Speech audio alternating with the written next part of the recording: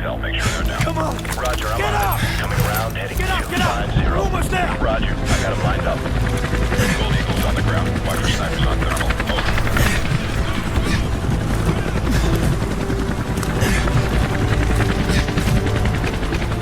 You have the DSL. We got it, sir!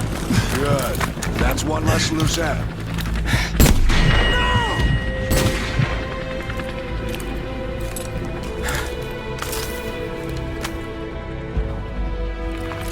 Area is sanitized. All targets destroyed.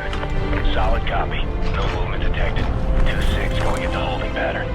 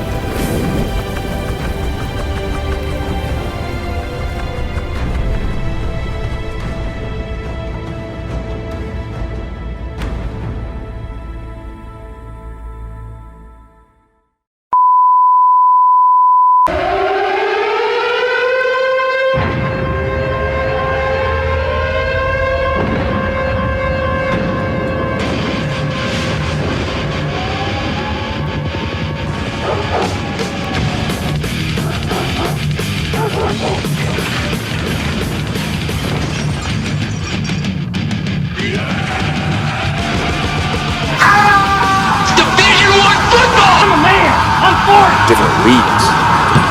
Punch, snap! To win, you gotta not lose.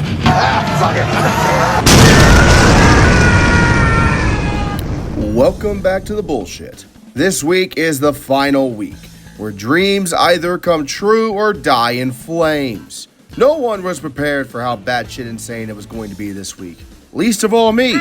So with it being the final week of the regular season, we are going to switch it up a little bit. Rather than run through 10 or 11 games roughly based on the order in which they were played, we are going to group the most important games by conference and discuss them in batches. This is for two reasons. Number one, it's a lot easier to follow along by going conference by conference with all the goddamn title game races that were going on.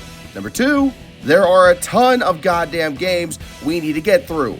We will go through the conferences in order of importance, which means that there is only one conference that can truly kick us off. No fucking shit Western won.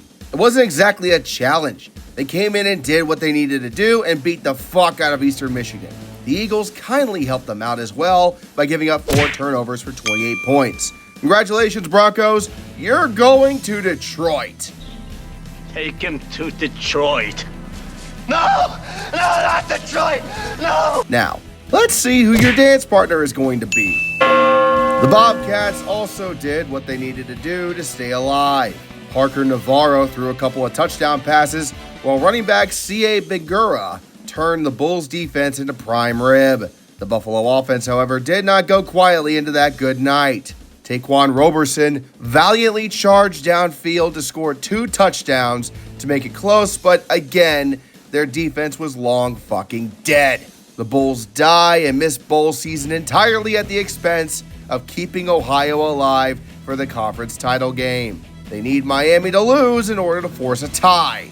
Entirely possible. I mean, after all, they're starting a third-string quarterback. They ain't winning. Have you not been paying fucking attention? The legend of Thomas Gostkowski continues to grow. From number 3 on the depth chart to 3 touchdown passes against Ball State. Thanks to this fucker pulling a Cardale Jones and blasting the Cards out of the sky with grape shots fired out of a cannon, the Red Hawks become the final piece of the MAC title puzzle. Congrats, Miami. You're going back to Detroit. Take him to Detroit. No! No, not Detroit! No! Finally, the MAC is completely figured out. Now we can move on. Oh, wait a minute. I almost forgot something.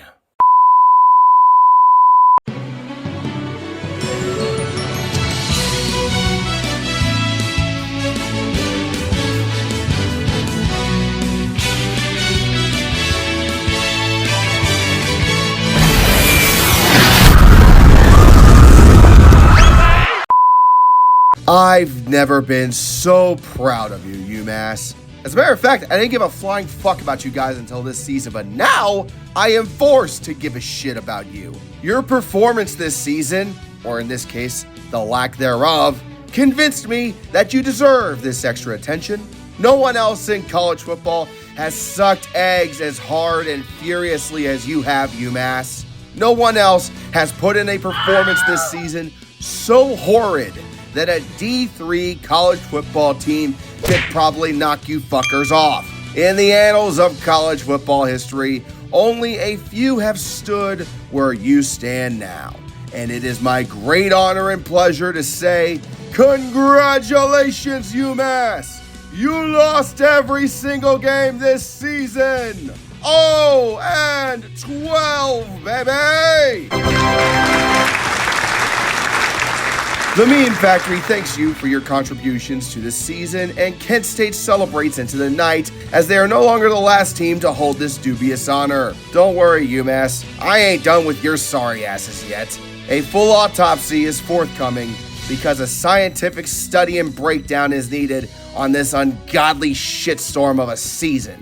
Enjoy this certificate of participation as a thank you for being everybody else's bitch. Alright, Kennesaw. You have a chance to come full circle and play in the conference title game next week if you just beat Liberty. It's fucking Liberty. They aren't even going bowling, so... Checking down, he takes off, and he's in! Touchdown, Liberty! On 3rd down and 12. Swinging the flat, Coleman Bennett makes two men miss! Out of another tackle! He loses them all! Touchdown, Owls! Good shit right now. And there is Dickens, left side, touchdown! He ran through the tackle try. Payne on the ground with space. Evan Dickens, the top rusher in the country in November, has another 92. Oh yeah. Liberty wants to play spoiler and may be a little bit upset that it's not them competing for a title this year. Despite their record, they're giving you everything you can handle and then some. It's a fucking shootout in the South. Back and forth, touchdown after touchdown, with no sign of a defense anywhere. When you're in a game like this, the team that gets the ball last is likely to end up winning the game. And as fate would have it, it would be the goddamn Flames who got the ball last. The Flames were able to drive it downfield and into field goal range to line up for a 32-yard attempt. Ah, fuck that. It's a chip shot. Congrats, Owls. You just fucked the ball. How in the fuck? Overtime! In a testament to just how little fucking defense we have here, both teams score on their first play of overtime, and Kennesaw State would score on their first play in second overtime.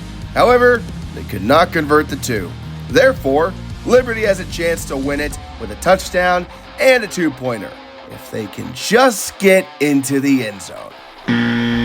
Hootie fucking who, Owls. Now what about your opponent? Look, at this point, just accept that defense is merely a figment of your imagination or is some weird concept Einstein cocked up in one of his marijuana hazes. Shit got real in Jacksonville, Alabama for the Cox, in a game that quickly is becoming one of the most competitive matchups each year for Conference USA.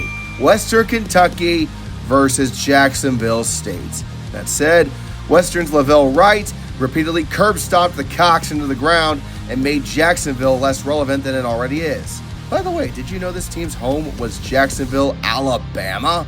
I sure as shit didn't, and this is hardly the first time I've talked about these fuckers. Jacksonville State got off to a slow start, to say the least, but eventually got it rolling towards the end of the half and actually took the lead early in the third. But the Tops are still the Tops and tied it back up at 31. Don't blink or adjust your sets because we finally saw some goddamn defense appear. Try a fumble from Western Kentucky that is immediately followed up with a special teams fuck up in a blocked field goal. By the end of it, we're tied at 34. However, Western Kentucky's offense simply ran out of gas, while Jacksonville State marches downfield in the final moments and lines up to kick a game-winning field goal. And to clinch the title, the kick is up. The kick is good. And Jacksonville State has won the way in to the conference championship game. Cox and Owls in the conference title game, just like we all predicted. Kinda. Ladies and gentlemen, let me introduce you to Troy's secret weapon, Goose Crowder. In what was a win-and-in game for both teams, Goose rose to the occasion, putting up 3 tutties and nearly 300 passing yards, eviscerating the Golden Eagles into a golden puddle of piss. Fun fact, the Eagles had multiple chances these last few weeks to actually clinch a spot and failed miserably. Losses to Texas State, South Alabama, and now Troy took a promising season that had championship aspirations and turned it into a mediocre 7-5 campaign. Then again, no one really wins this game. Sure, Southern Miss gets the fucking Cure Bowl or some shit while Troy gets to compete for the title, but really, they're just gonna be mauled by the Dukes next weekend. Everyone wins and loses. Thus is always the fate of the goddamn Sun Belt.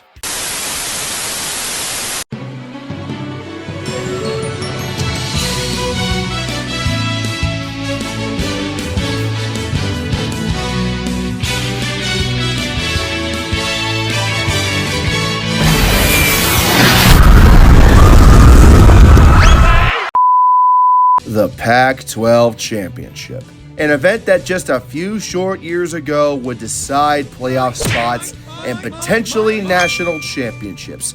Now, it's nothing better than watching 2 monkeys throwing shit at each other. In a rematch of Game 1 a few weeks ago, Oregon State takes on Washington State in the second game of the Pac-12 Championship Series. Thankfully, this is the final time something like this happens, as the Pac-12 expands back to 8 teams next season. So, yeah, get a good look at history, I guess. Anyway, somehow Wazoo let Oregon State beat them in Game 1.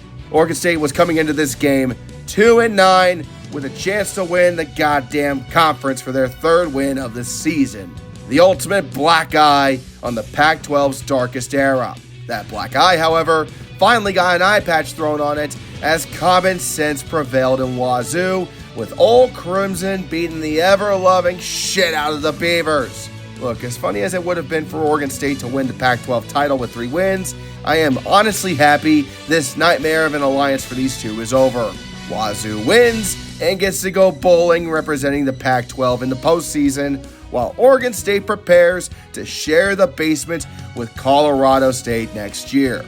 Have fun with that, fuckers. Utah State made mincemeat out of Fresno State last week and come in looking to end the hopes and dreams of Boise State. But the Broncos know the mission. They still have a better than good chance to make the Mountain West title game, but they need to take care of business against the Aggies to have any hope. Starts off well enough for the Broncos. They're up 10-7. And then Quadra Davis downfield. After the 22-yard pickup, here's more. David Jacobs. It's a foot race. Jacobs. the Aggies took the lead. I mean, it's not horrific. You can easily reclaim the lead, right, Broncos? Everybody goes for it, including Boise State, but it's dropped. Broncos? What are you doing? Starts wide, stays wide. No good. Boise, what the fuck? A second before the 2-minute timeout. Davis, sweet jazz music from Miles Davis. Congrats! You're down multiple scores to the fucking Aggies. A field goal near the end of the half helps, but this is suddenly a lot closer than you have hoped for. With Utah State scoring another field goal in the third, you're quickly running out of time. Get moving ASAP or kiss the conference title goodbye. A much different team from week 1 to the day after Thanksgiving. Wide open across the field. Brown in stride. Quentin Brown, it's a foot race. Dives and scores. Max Cutforth just willed Boise back into this with a 56-yard bomb. Utah State tries to respond, but can only trade punts with Boise.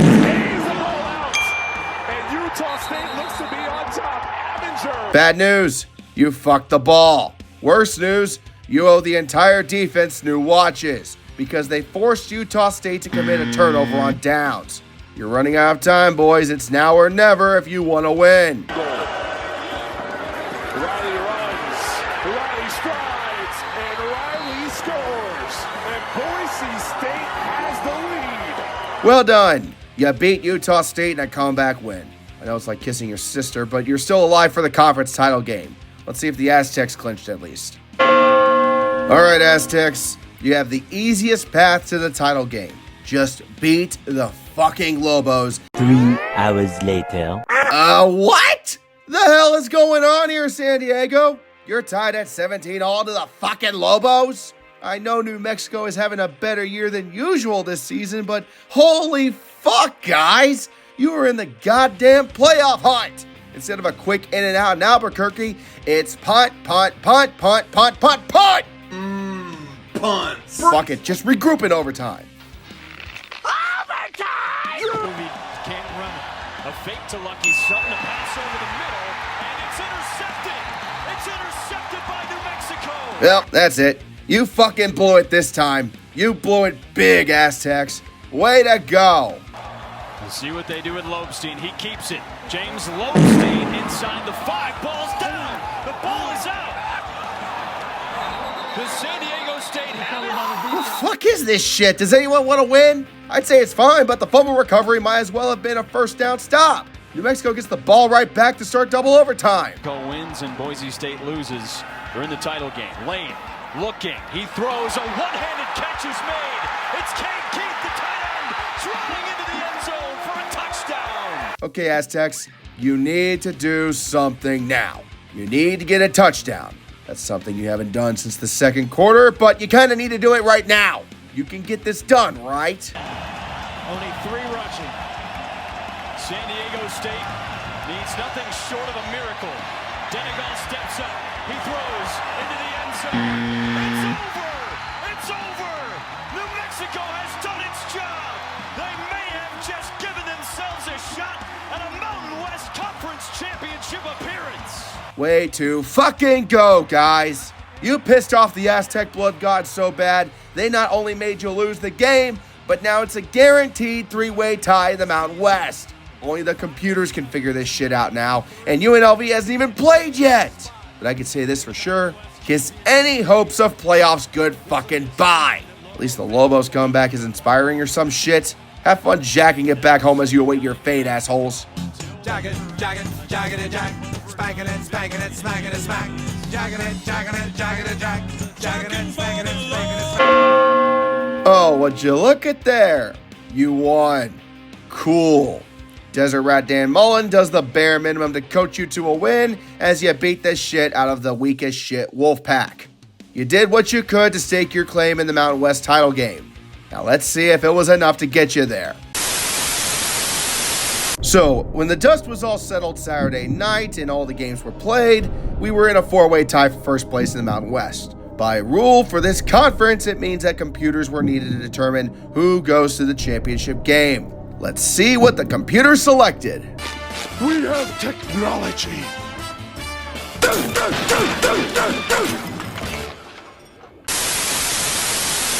San Diego State, you lost it all. You were considered a shoo-in for the conference title. You were considered a potential playoff buster a few weeks ago. And now all of that has gone up in flames like the fucking Hindenburg. Now Desert Rat Dan Mullen and his gambling lads face the blue-balled Broncos for the Mountain West while you get your hearts ripped out like some Aztec sacrifice. Kalima! Kalima! Kalima! On Thanksgiving night, we had a showdown at historic Liberty Bowl Stadium. Memphis is pretty much out of it, but that doesn't mean they aren't going to try to play spoiler. The game devolved into a dogfight in the first half, both sides exchanging scores, but Memphis maintains the lead. Navy, however, has a chance late in the third to take over the lead with a touchdown. Exchange problem on the ball on the turf again. And Memphis recovers. Really, Horvath? You're going to go AWOL and fumble the ball near the goal line? Be thankful that your defense was worth a shit and you got the ball back. Horvath proceeds to avenge the mistake with a rushing touchdown to take the lead. This, as it turns out, was the beginning of the end for the Tigers, as Navy takes a 2-score lead on the following drive behind yet another Blake Horvath touchdown. Memphis played well overall, but the defense simply couldn't contain Blake Horvath and the naval bombardment. Now, I know last week I said that for Navy it was essentially winning in. It turns out that was partially true. They did clinch at least a share of first place in the American, but as it turns out, Navy actually needs North Texas to lose or Tulane to lose to make the conference title game, since they're in a 3-way tie for first. This is thanks to the fact that Navy is not ranked above Tulane or North Texas. Sorry, these tiebreakers have been complicated this season, so just forgive me on that. Let's see if anybody below them fucked it up. North Texas definitely did not fuck this up.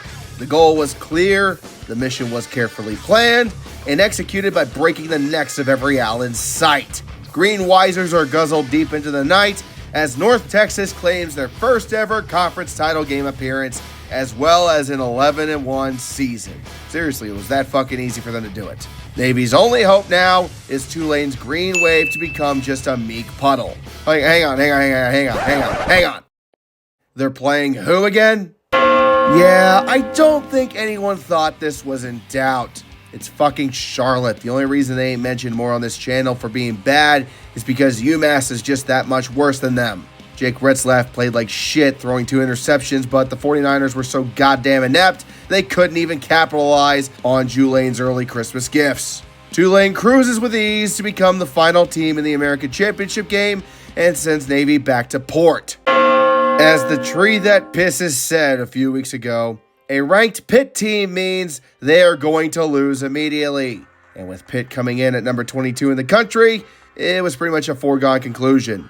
Miami came into Steel Town, burned all the Permanis in sight, and painted the town orange and green. Carson Beck went the fuck off, and Malachi Toney looked like a man amongst boys. They played like a team on a mission and succeeded beyond their wildest dreams. Pat Narduzzi continues to be exposed as the god-awful head coach that he is and drowns in a Category 5 beatdown. Mason Heitschel is a good quarterback with a bright future, but if you want to know what I think he needs to do, I think it's really simple. Head for the hills. Get the fuck out of Pittsburgh if you ever want to sniff the jockstrap of success, because you sure as shit will not find it here. Miami now needs Virginia and SMU to lose. Chaos is the order of the day, not the exception. Anything could happen, right? Yeah, never mind. Look, Miami, it's your own goddamn fault you rested all of your hopes on Virginia Tech. They already fired their head coach over a month ago, and you still expected them to help you fuckers go to Charlotte? Well, I'm sure the battered bastards of Blacksburg would have just loved to help by proxy the Miami fucking Hurricanes, who beat the ever-loving shit out of them a week ago. They were honestly in no way, shape, or form going to be able to spoil Virginia's coronation. Just like Napoleon, the Cavaliers crowned themselves with a 27-7 beatdown while teabagging the Hokie Stone. The expected result happened, and Virginia goes to Charlotte. So what about SMU? I mean, they beat the shit out of Cal after they fired their head coach last week, right? They did that, right? They did that, right? Oh no.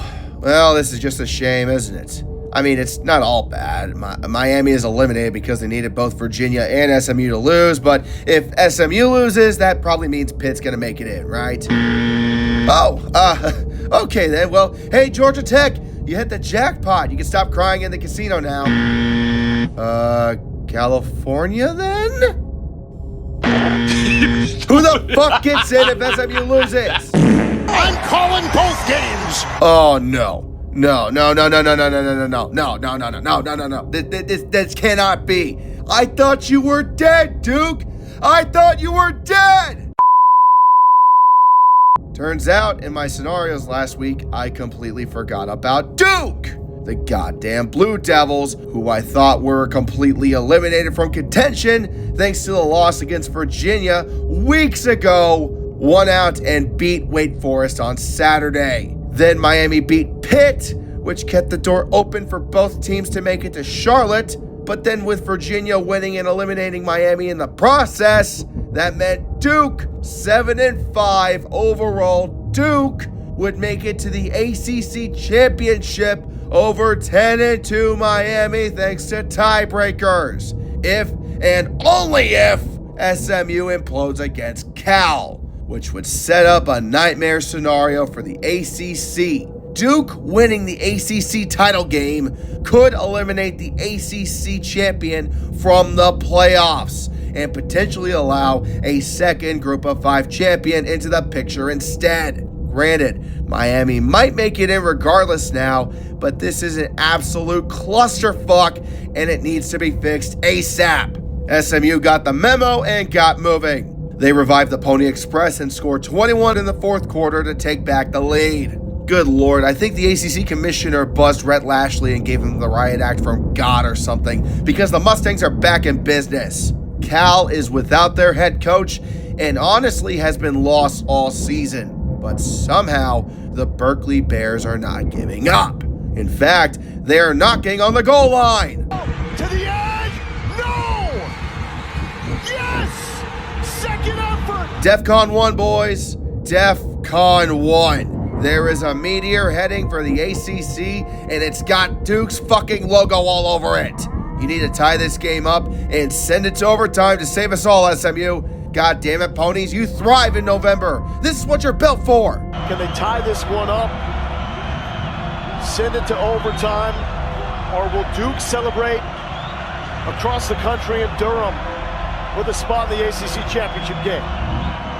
Kick is up, and the kick is... Shameful display! No good!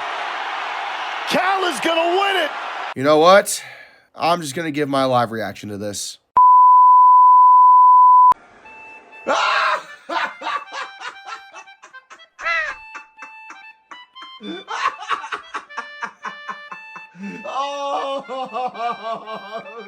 shit. Oh, fuck. Oh, ACC. You are a poverty conference, ACC. Holy shit. How in the fuck did you let Duke into the ACC championship at fucking goddamn? Duke, congratulations. You are now the ugly bride in this arranged marriage. Pucker up, Dukies, because Virginia's about to smack you guys in the fucking mouth next week. At least the ACC hopes, because good God, if the ACC is their champion out of the playoffs entirely, whoo-hoo, oh boy, that'll feed the meme machine for a fucking year. Now, speaking of the ACC as a whole, congratulations to every single fucking one of you for being the first conference overall to win Dumbass of the Week. I don't know what you need to do to avoid shit like this happening again in the future, but you got all off season and a bunch of pissed off fans begging you to figure it out. Good God, we're done now, right? Okay, fine, I'll fucking do it. And now, for the next few minutes, as the Doak Birds. The battered bastards of Tallahassee make the long march down to the swamp to take on their hated arch rivals, the Florida Gators. The Gators have been one of the most disappointing teams this season, going 3-8 to this point and firing their head coach, Billy Napier. However, this team isn't shit. It's just led by shit coaches. The Gators have enough talent to easily defeat the beaten and wounded Seminoles for the second time in a row, while the Noles still have an outside shot of making a bowl game. The odds of that ever happening were slim to none. Florida goes out to an early lead with a field goal and a touchdown. The Seminoles swing their tomahawks and respond with a touchdown of their own to cut the lead to 3. The Gators then take a bite out of said tomahawk with yet another touchdown to lead 10-7. From there, it would be Florida State who gets it together long enough to score another touchdown to cut the lead again to just 3. However, coming out of halftime, there was no doubt what the result of this game was going to be, as Florida closes the casket on Florida State's season, beating the Seminoles 40-21. For the second season in a row, the Florida State Seminoles will not go bowling. And the fact that Mike Norvell will remain at Florida State for another season no matter what, guarantees yet more misery for the Garnet and Gold for months to come.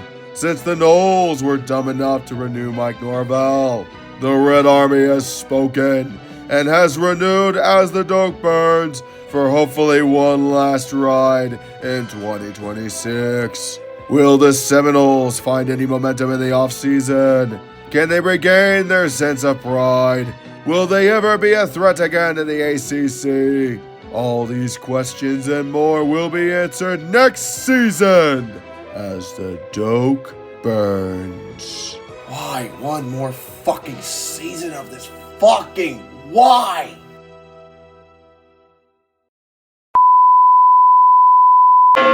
Look, Utes, I want to believe in you that somehow you could potentially win the Big 12, but letting Kansas, who I might add is on death's fucking door by the way, hang around and actually lead early in the 4th is not the way to fucking go. Do you want to get yourselves eliminated from the title game early? Because, oh brother, you're on your fucking way. Dampier takes a shot. Simmons, touchdown. Deshaun Williams in the game. Daniels, quick run, picked off. Pickett wasn't looking. Elijah Davis across midfield. He's got blockers. Davis cuts it across the length of the field for a pick 6. Parker comes in motion. Dampier looks to throw. Got a man wide open. Caught by Simmons. Touchdown. Utah went for the haymaker. Another Uting has been successfully averted. Nice job not getting your dick stuck in a toaster. It's a lot better than someone else in this conference. Brett Brennan leads his Wildcats into hell and put out all the damn fires. Both teams came in evenly matched and evenly ranked, but it was crystal clear who the better team was. 5 turnovers, Sun Devils? Fucking 5? I know Jeff Sims wasn't going to be great, but good fucking God. 3 picks and 2 lost fumbles? Did he have money on this game or some shit? Devils, go into the corner and think about what you've done. Even an injured Cam Scatterbo on one leg would have done more to help you win than anything Sims could have done. Thanks to Arizona State shit in the bed, and since Utah lost to both BYU and Texas Tech, that renders their games on Saturday to now be completely meaningless, as both teams effectively clinched a berth in the conference title game with Arizona State losing. But you know what? Fuck it. Let's just see how they did anyways for shits and giggles. Turns out Rich Rod can make the Mountaineers slightly less shitty. Only slightly. I'm sure that West Virginia will get better next season, but Texas Tech completely demolished the Mountaineers without a sweat. As the song says, country roads, take me home to the place I belong, the fucking basement, next to Colorado and Oklahoma State. Take me home. Okay, Mormons, how's the beatdown in Provo going? Jackson checks it down underneath, wide open. Guys, you know this is UCF, right? They haven't had a winning record in the Big 12 once since joining the conference a few years ago. It's their first season back with their old coach as well. Put some goddamn caffeine in your decaf coffee and wake the fuck up. And now the dangerous return man, Parker Kingston, at the 45. Dicing it up the middle. There goes Kingston. Past one tackler. House call. There we go. So much better. This is why I think Texas Tech is about to smoke you fuckers like a cigar. Slow starts and a shaky defense will end your playoff and title hopes in a hurry if you don't button down for next week. Also, pay whatever is left in the temple to keep Bachmeier around. He's gonna win a Heisman one day if you play this shit right.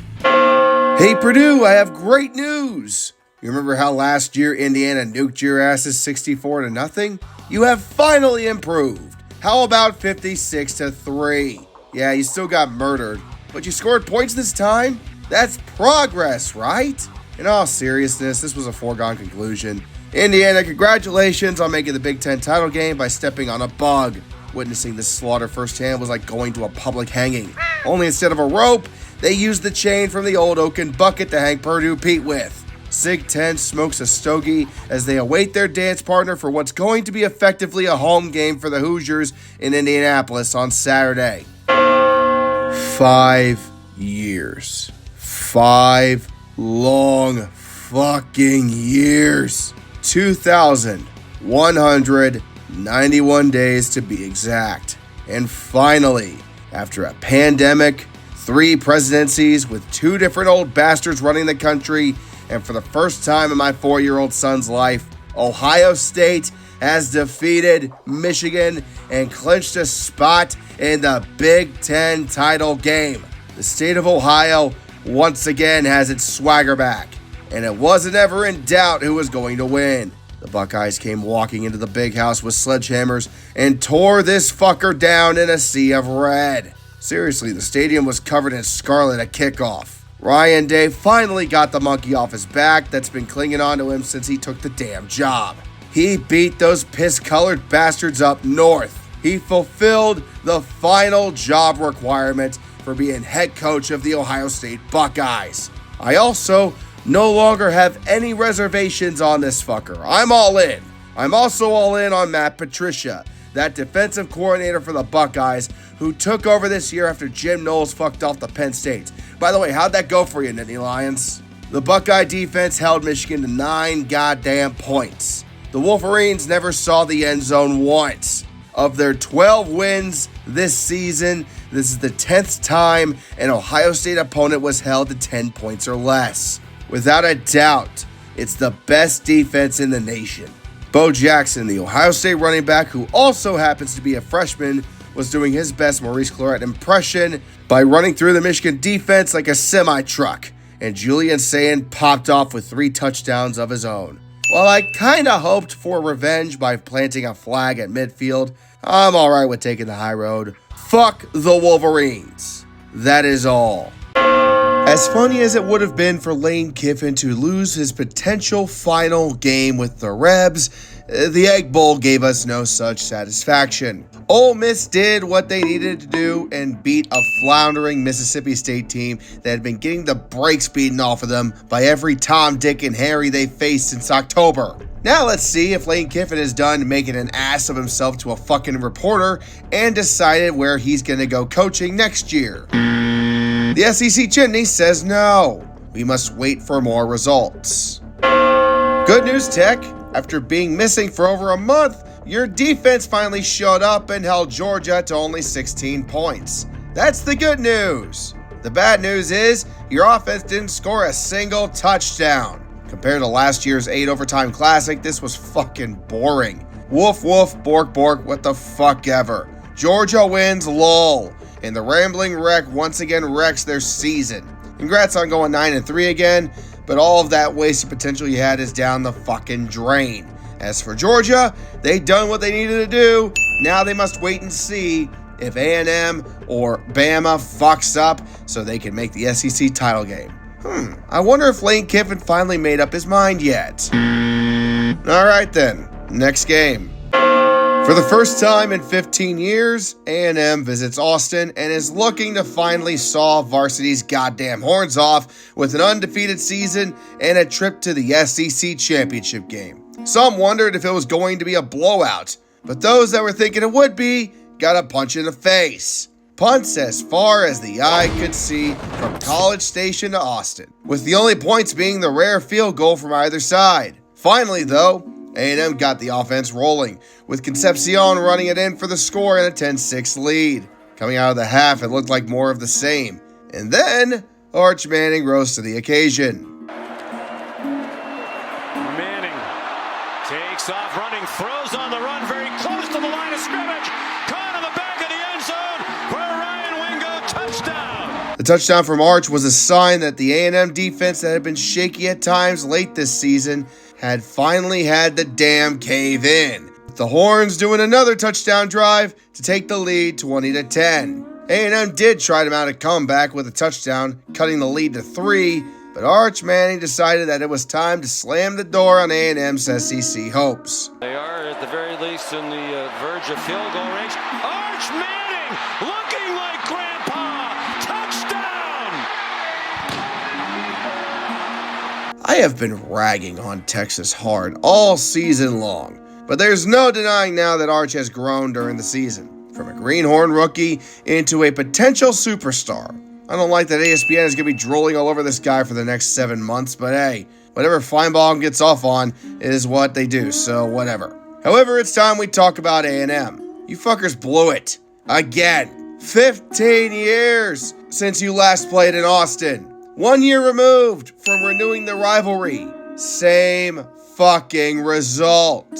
My video trashing you assholes went from aging like milk to like a fucking wine in 60 minutes. I'm not going to try to sugarcoat this. You fell apart at the worst possible moment once again. Another painful chapter in your painful existence. Not only did you lose to varsity, but now you're going to be sitting on your ass next weekend.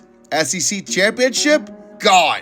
Just like your delusions that you're actually contenders. The battered Aggie syndrome has no cure. Just like herpes, it will go away, make you think you're safe, and then hit you when you least expect it. Sure, you're probably getting a home playoff game still, but you're going to look at this just like Ohio State fans did after losing to Michigan last year. It's hollow, empty, meaningless unless you win. And for Mike Elko's sake, you better fucking win. By the way, thanks to A&M having an attack of BAS again, Georgia will now play in Atlanta for the SEC title. By the way, did Lane make a decision yet? It's literally been forever. Marty Smith's been in that building for the last 48 hours. Jesus fucking Christ. Is he ever going to decide? No shit, Alabama is winning. Are you kidding me? They might be playing at Jordan-Hare Stadium at night, which has given Alabama fans PTSD for over a decade now. But Auburn doesn't have Chris Davis ready to save their season. They're 5-6, about to miss bowl season, and already sent their head coach into the sun. They're a mess. Worst of all, their quarterback is a revolving door. Currently, it's landed on Ashton Daniels, who hasn't been able to do jack shit while Alabama runs out to a 17-0 lead early. Auburn finally got the wheels to turn late in the second, but it's still 17-6 going into the half, and all tied all the time. Alabama was probably already booking the hotel rooms and already getting the Georgia game film set up, but Auburn didn't hear no bell. Flag is out as Daniels puts it downfield and finds Simmons, who's running to the end zone. This is going to be another Auburn touchdown.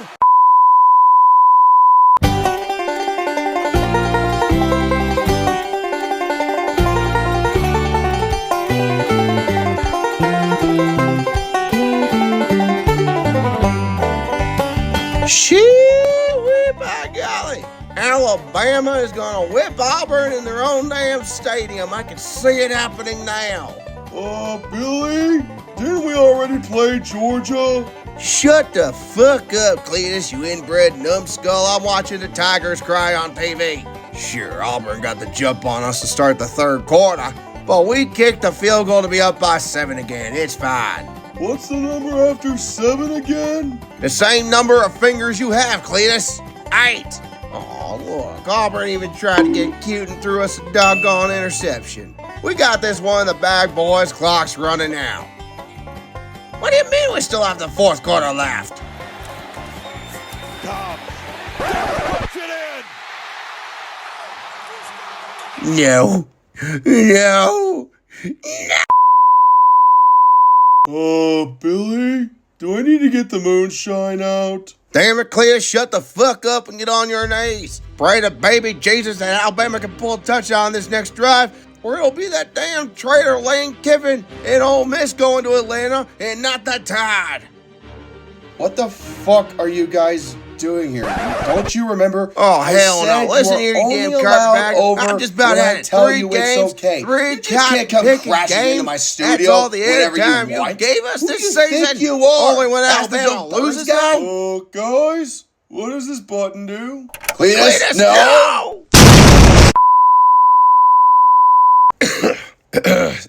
Sorry, I had to take some trailer trash out. Where were we? Oh yeah, Alabama wins, lol. Simpson, end zone, touchdown! Isaiah I mean, it technically isn't over. Auburn could still... Coleman breaks a tackle, lost the ball, Alabama recovers! Never mind, it's definitely over in the most anticlimactic way possible. Congrats, guys. It's Georgia versus Alabama for the SEC title for the 3rd time in 5 years. Hang on, let me clap.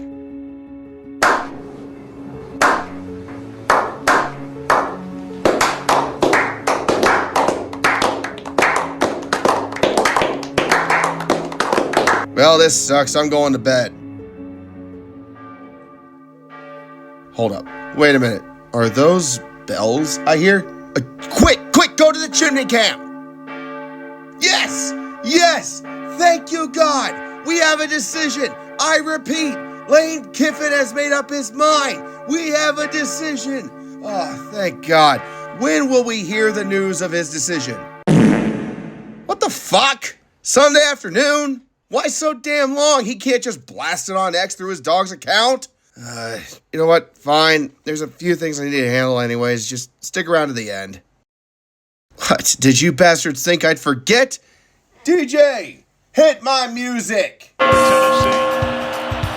Alexander again. He'll go on the right side. And he will score. 28-yard touchdown run for Cedric Alexander. Here's Young.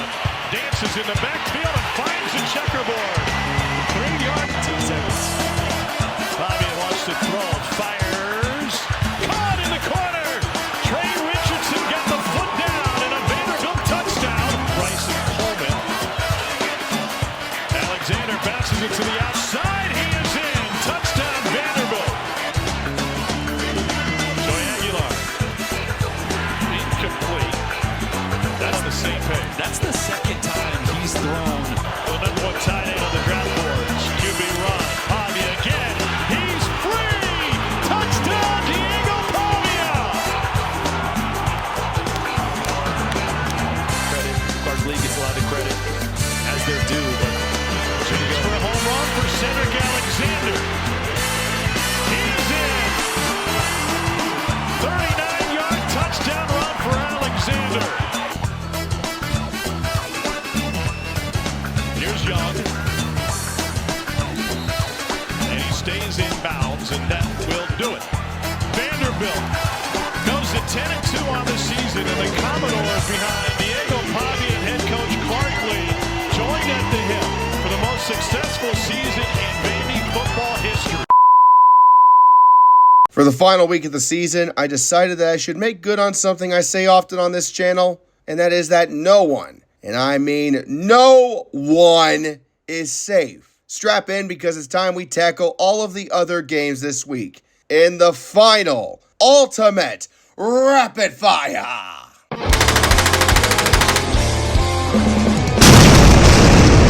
See, Iowa? If you just offense hard enough, you might be taken seriously. Have fun in the Mountain West, Huskies. As a send-off, enjoy getting flashbanged again by Kent State one final time. The Disc Pilots carpet bomb a depressed herd of Rams. Maybe next year you'll learn how to play actual football. You mean to tell me both of you were still contenders for the MAC? I can kind of buy Toledo's case after this performance, but seriously, Chippewas? Why does Mark Stoops still have a fucking job? You could not pay me to give a flying fuck about this rivalry. A depressed kitten versus a headless chicken. Oh hey, Clemson won. How about that? You are the worst 9-3 team I've ever heard of. But you have heard of me. When times get tough, well, it's Colorado, so that's all the time. Get going, Prime. I'm having a tornado in a trailer park. God damn, ECU. The hell did FAU do to piss you off? Hey, look, it's Michigan Light. Giving 60 burgers to the minors? You really are FBS material after all. Sad doggy noises everywhere as Washington falls to the Ducks. Hey, maybe you guys will win a damn playoff game at home instead of dying in the first game again. It's Oregon, though. They'll find a way to blow it somehow. How's it feel getting teabagged by Mr. Worldwide? Thundering herd? More like leather hides. Georgia Southern tanned your asses.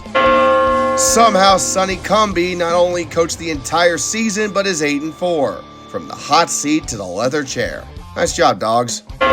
Feels like a lot got left on the table with Old Dominion this year, but whipping State like a government mule boosts morale at least. App State?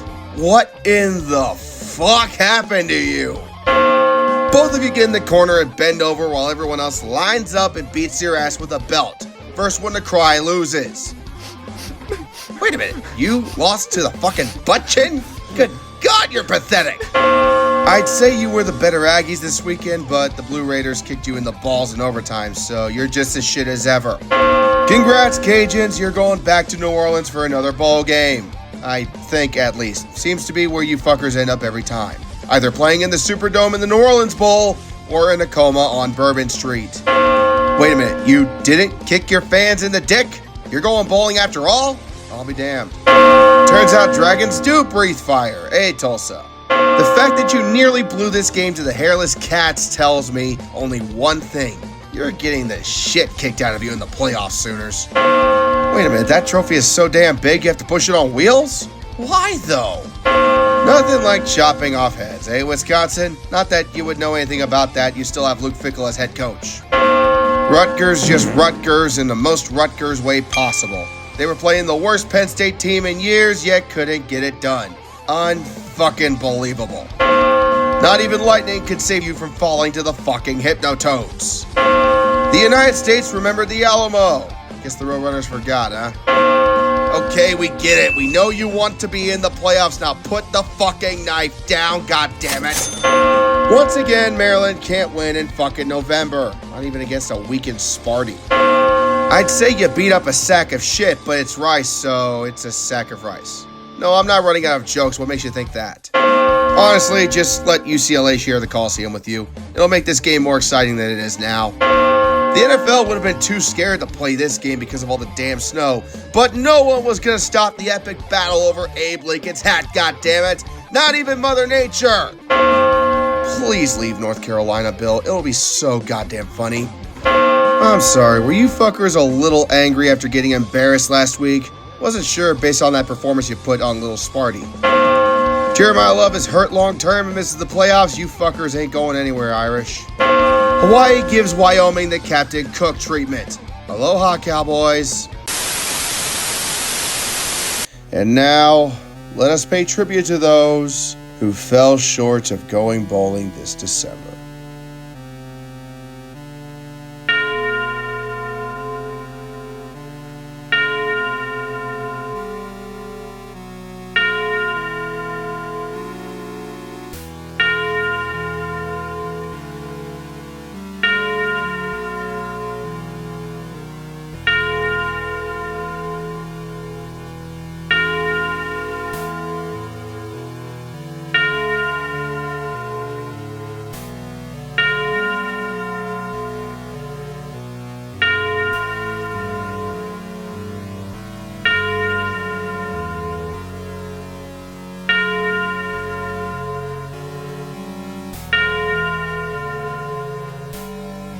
May the harvest of recruits and transfers be fruitful, and the NIL money be bountiful. This is the way. With the end of the season comes the end of the line for many head coaches that are both being fired and are also departing for greener pastures. Join me as we look back on those who were sent packing on Bloody Sunday. First, let's look at the transfers that were announced. Wait a goddamn minute, I thought Golish was going to Pigtown. I mean, if he had second thoughts and fled in the middle of the night to Auburn, I don't blame him. That team is an actual dumpster fire, while Auburn could actually come back and be good again in short order. Either way, if you're an honest Bulls fan, you saw this coming from a mile away. The wins the Bulls had this year against Boise State, Florida, and how they were briefly in the playoff rankings shows the work he did put in at South Florida. It was very clear he was destined for bigger and better things, and now he finally gets his shot on the biggest stage in college football. The only problems with this hire is that outside of Byron Brown at quarterback, what did you have on offense at USF? He not only threw for over 3,000 yards passing, but over 1,000 yards rushing. Seems like they just really want Byron Brown to transfer to Auburn and play quarterback for them, but time will tell. Pigtown thankfully passed on the Bobby Petrino Experience 2.0. This was a no-brainer, although I don't think they got the guy they originally wanted to begin with. I need to dig deeper as to why this happened, but Silverfield is definitely a good hire for the Holiday Hams. His success at Memphis cannot be understated, as the Tigers were on the brink of being in the playoffs this year before falling by the wayside. That said, I would also give Silverfield some leeway here, as the rebuilding in Pigtown is going to be long and hard, and it's not just with the football team, but deep in the offices as well. God damn, the American got poached. 4 out of the top teams in the conference all had their coaches taken, and 3 of them within a half hour of each other. I would say I have hope for Florida with John Summerall coming in, but considering the athletic director Scott Strickland is still there, I seriously doubt anything is going to come of this. Don't get it twisted, John Summerall is a fine head coach and has done great things at Tulane, but even with a new general manager being hired in Florida, I don't think the Gators bounce back right away, if at all. Bring out Jadine!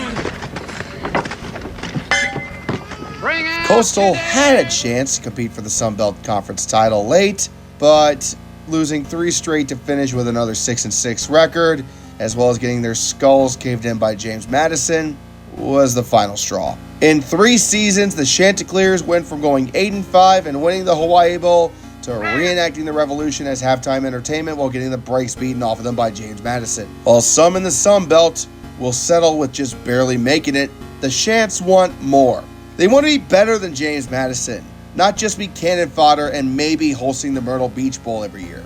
I don't know if this was the right call, honestly, but it shows the program has a high standard they're trying to meet, which I respect. We'll see if it gets better next year. Bring out Jadine! Look, this one was pretty obvious. Even with Michigan State still trying to dig themselves out of the controversy they had a couple years back, this became glaringly obvious as the season went on that it just wasn't going to fucking work. Sparty is dead. I don't know what's worse, the scandal that led to the last guy getting canned or having to sit through this bullshit. 1 Big Ten win in 2 years makes this the easiest choice they could have made, especially when you find out who replaced him. Pat Fitzgerald has crossed enemy lines and returns to coaching a Big Ten team. Honestly, great hire for the Spartans. Now we shall see if they can somehow be resurrected. I'm going to be here as far as I'm concerned. Now, I can't control what, decisions that are made. If you're asking me, that says 0. 0 means 0. 0% chance I will. Bring out Jadine! He was going to make them fire him and pay his ass one of the largest buyouts yet. Almost $38 million to the son of a bitch that took the Wildcats nowhere the final 2 years of his tenure. His time was up and he was long overcooked, so none of this is surprising to anyone except for how much money they need to pay his ass now. Yes, he is the winningest head coach in Kentucky football history, but that doesn't say shit when you look at what he actually accomplished. It took the Cats 4 years to make a bowl game when he came on, and did indeed have 2 10-win seasons during his tenure, but in a state that is basketball first and in a conference as deep and competitive as the SEC, that wasn't enough.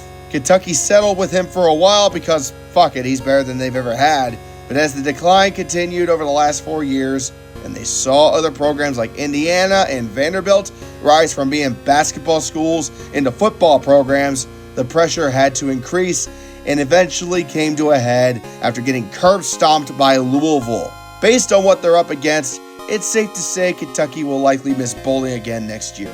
Good luck to the next guy that comes into this hellhole. You're gonna need it. Where in the fuck do I even begin here? One of the most infamous coaches in college football history today took years of building back up his reputation, only to throw it into the flames of hell for one of the most lucrative deals in college football history. 7 years, 91 million goddamn doubloons, and for those of you who are surprised, I welcome you to the sport of college football. You must recently have become a fan, because Lane Kiffin stabbing teams in the back is kind of the norm here. It began with him getting fired from the Oakland Raiders after just 1 year, then leaving Tennessee after one goddamn season as well in 2009 because USC used to be considered a dream job and he got invited to go there. He was then fired by USC just barely into his 3rd season for being complete donkey shit and was exiled back to the Alabama assistant coach's room under Nick Saban, where his credibility hit rock bottom when he was forced by Saban to resign during a run in the fucking playoffs. Since then, he has been doing his damnedest to rebuild his credibility with a head coaching tenure at Florida Atlantic, followed by a genuine offer that he earned to come back to the SEC as the head coach of Ole Miss after 2019, where he continued to build upon his success that started at FAU, leading the Rebs to some of the best years in program history, especially this season.